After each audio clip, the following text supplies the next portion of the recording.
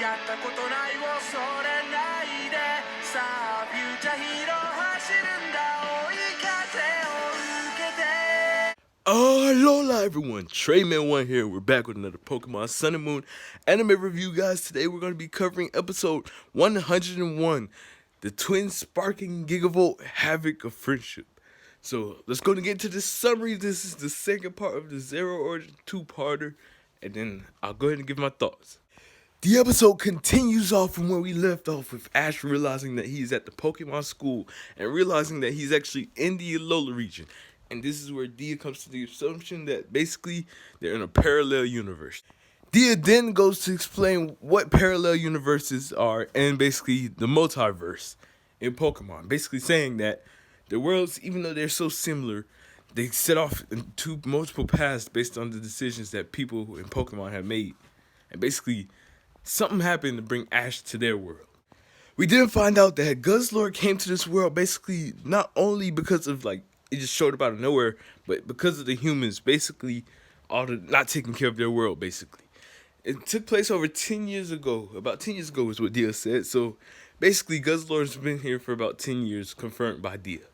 One really nice moment I want to point out is that Ash is actually feeling homesick. He misses his pals, so that was a really nice moment to show off as well. Dia ends up mentioning on how him and Zeraora met. Basically, Dia was trying to get Guzzlord to go into this ultra wormhole to leave his world. That's where Dia showed up and helped him out. Guzzlord's weak spot is the little head on the top of his body, basically. Dia was trying to aim for that, but they just couldn't get past Guzzlord. Here's where Ash comes with an interesting strategy. Basically, he says we should use an electro web to cover up Guzzlord and stop it from moving. Then strike with a Thunderbolt and Plasma Fist to push it back into the wormhole. And it's really cool to see Ash come up with strategies with Electro Web because I was wondering what type of strategies could Ash pull with his new move, and now we get to see it. Since Dia and Zeraora really weren't partners or anything, Ash ends up challenging Dia and Zeraora to a battle, basically a training session, to try to get Dia and Zeraora to basically, learn how to work together and basically, become like partner in Pokemon, like Ash and Pikachu are. Something interesting happens in this scene, basically to the point where Ash and Pikachu become fully in sync, sort of like how Ash Greninja did. And I just got super hyped because I really, really want Ash and Pikachu, to have that little bond sync type of thing that Ash Greninja had. Because Ash and Pikachu have been together for so long, and it's cool to see that, they're actually becoming in sync in one. Not only were Ash and Pikachu in sync, but Dia and Zeraora became in sync during that training segment. And basically, they ended up coming up with a new strategy to take out Guzzlord. Morning ends up striking, and Ash and Dia try to basically lure Guzzlord to the Ultra Wormhole, where they can pull off their final move. The strategy that these two pulled off was really good, but it wasn't enough to push Guzzlord back into its world. This is when the Tapu Koko of this world ends up coming in and basically restoring the Z power to Ash and Dia. One thing that's also interesting to point out is that Dia mentions that the Z moves don't work in this world anymore because Tapu Koko abandoned them, basically. Basically, abandoning Melee and probably the whole Alola. But I believe that Tapu Koko was just trying to reach another Tapu Koko, which is our Tapu Koko, to send some help to basically help restore their world.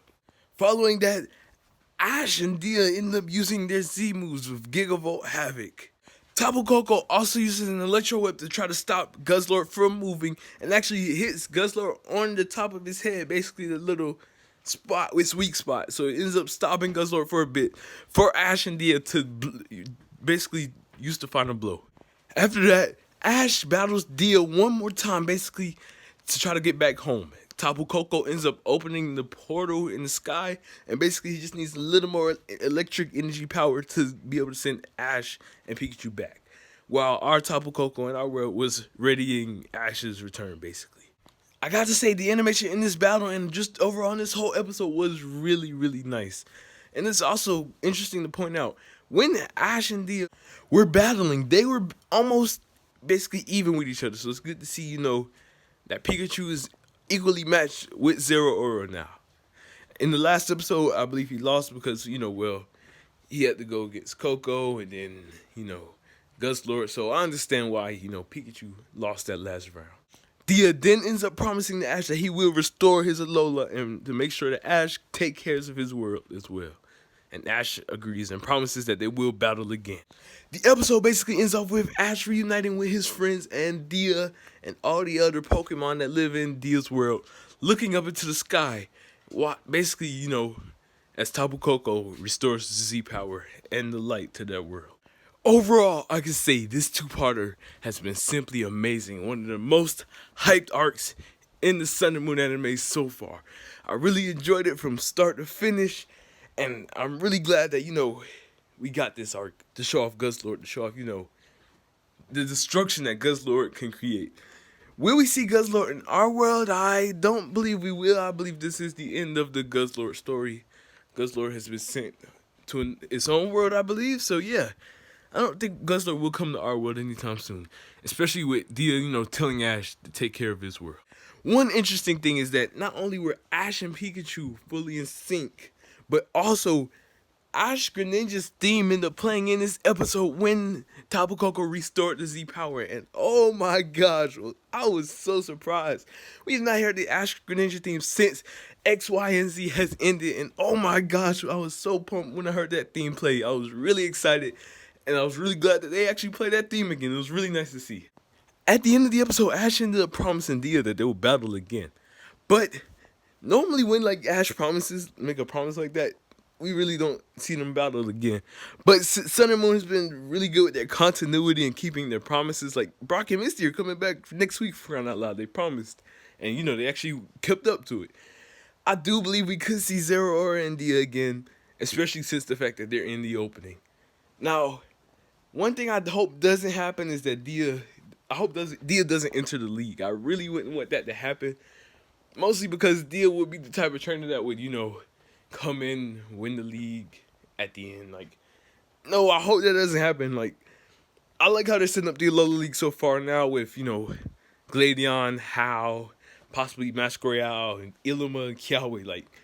I really wouldn't want Dia to come in because it'll be predictable. We know Dia would come in and win it all, basically. But I would like to see Dia again, basically to see his world. Basically, how much has it changed? Has he met some of his friends again and family?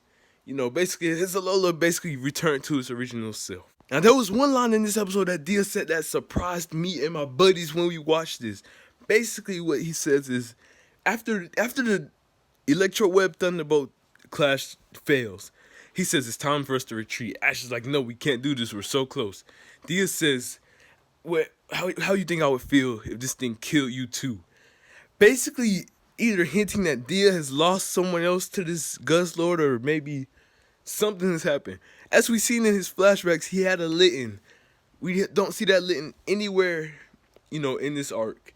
He might have lost his Litten, or should I say his Incineroar, to this Guzzlord, or one of his Ultra Ranger partners. That's why Dia is, something has happened to Dia. He's so by himself, prefers to be by himself, prefers to work alone. Something has happened that's really affected Dia and Zeraora, which is crazy to hear them say that. He just straight up says, what if it kills you, Ash? But with Ash's, never giving up personality, he wasn't going to give up on this. He was the one that kind of helped Dia realize not to give up and, how to work with Pokemon and just everything. In my opinion, in these past two episodes, Dia and Ash's bond really did grow a lot. And I'm really glad that, Ash was chosen to go help. Tapu Koko at the beginning of the series chose Ash and gave Ash that Z ring for a reason. I wonder if this is possibly one of those reasons why Tapu Koko did that. Maybe Tapu Koko knew about this world. Since this world is 10 years in the future, I'm pretty sure these Tapus have been talking throughout the series. So it is pretty likely we'll see Guzzlord's world again as well. Once again, I have to say the animation overall in this episode was just so fluid and beautiful. In the previous episode, the battle we had with Ash and Dia, it was really nice. But in this episode, it was just that times 10. It was amazing. So fluid just throughout this entire episode. And it makes sense why they did that. They would want to save their best animation for the, the ending of this arc. And it was really nice to see as well. Basically, Ash, Pikachu, Zeraora, just everything in this episode was just amazing. This also has me wondering, how are they going to handle the last two Ultra Beasts in the series? I would have always thought Guzzlord would have been the final one. But Guzzlord, we already went through Guzzlord. All we have now is Pheromosa and Kartana. Either my guess is this: these last two Ultra Beasts, we're gonna go to their actual worlds. Since these three worlds are the most human-like. Guzzlord's because it's an alternate Alola. Kartana has people in this world, like those Kartana people. And Pheromosa is just like a city, like it's like a Pheromosa like city. I do believe that we could possibly be going to all three of these worlds. Either that or they might just come to Alola. I really don't know what they're gonna do. It'll be cool if we actually do go to their worlds, like have two-part arcs for the last two of these Ultra Beasts. That would be really interesting to see. One question I do have though is, Dia mentions that Tapu Koko is left, but I wonder if all the other Tapus have also left, and now that Guzzlord's gone, will they come back? I do believe the Tapus will be the ones to help restore this world. As we see, Tapu Koko brought back the Z power and possibly the light. Maybe Tapu Bulu will bring back nature, and Tapu Fini, brings back the ocean. Because as we see, all the ocean is gone with just sand and dirt. That'll be interesting to see as well.